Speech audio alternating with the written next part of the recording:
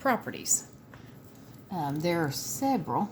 We'll start with probably the most commonly used, or at least I know that you'll hear me use the most, is distributive. Like if you had A times parentheses B plus C, you're literally going to distribute and multiply the A by everything inside. So AB plus AC. You can also do it with just numbers. It looks kind of weird because I know you would just say 13 and 3, 39. But if you wanted to show it using distributive property, it would be 3 times 4 plus 3 times 9. And so then, of course, 12, 27. You still get 39, but it's just a way. This is with variables. That's with, of course, numbers.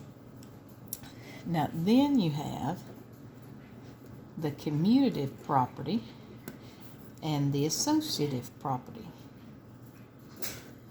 When I think associative, think grouping. Commutative has to do with order. You have addition and multiplication.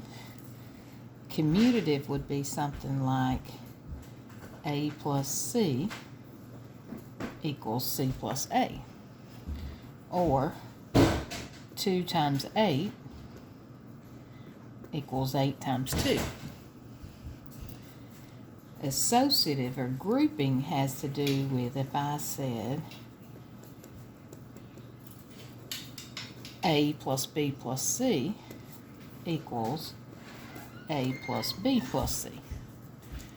Or 2 times 3 times 8. Oops. Let me start that again. 2 times 3 times 8 would equal 2 times 3 times 8. Then last but not least, inverse and identity.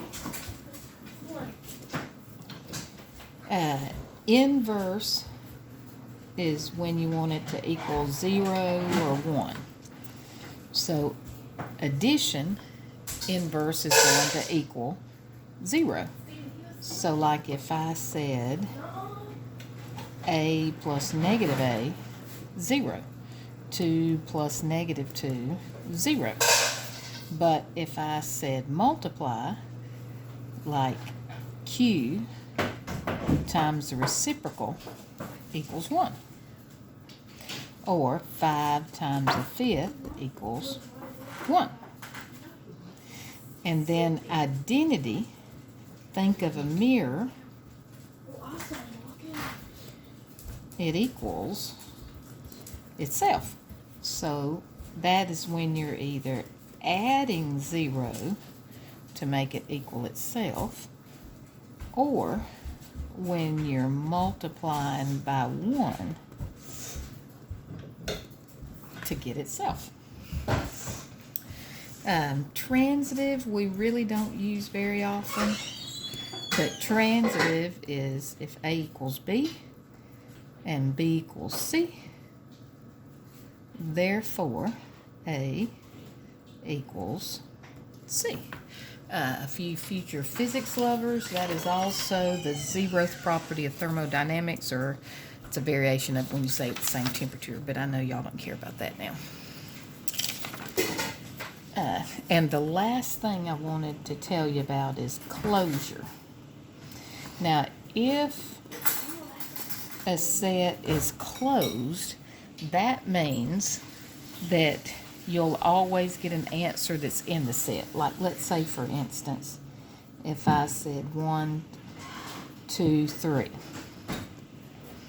is it closed for addition, subtraction, multiplication, and division? In other words, if I add any of those numbers, will I always get 1, 2, 3?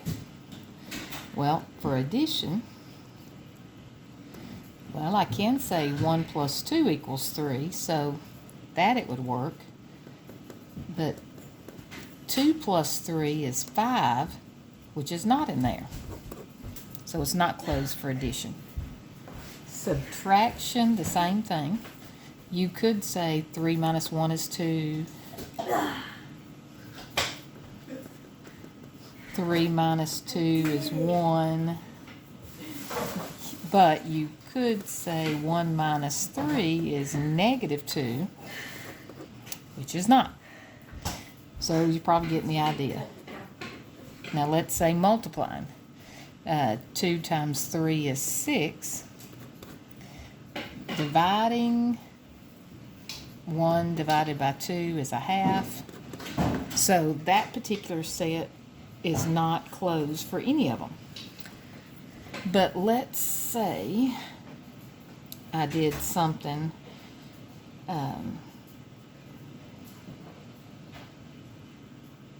let's say not whole, we'll go with integers. Something where some of them will at least work. So let's see, what's it closed for, if anything? Well, think of integers, go all the way either side. Can I add any integer and always get an integer? And it doesn't matter positive or negative, you're good. Subtract any integer and always get an integer, you're good. Multiply any integer and always get an integer, also good. But division, now some of them would be okay, but let's say if I said negative 1 divided by 2, that is not an integer. So it's only integers, the set of integers, or remember it's also capital Z, is closed for addition, subtraction, multiplication, but not division. Division is usually the toughest one to get it to be, because you also can't divide by 0. So if it includes 0, division can never be closed, if your set does. I hope this was of help to you. Have a great day.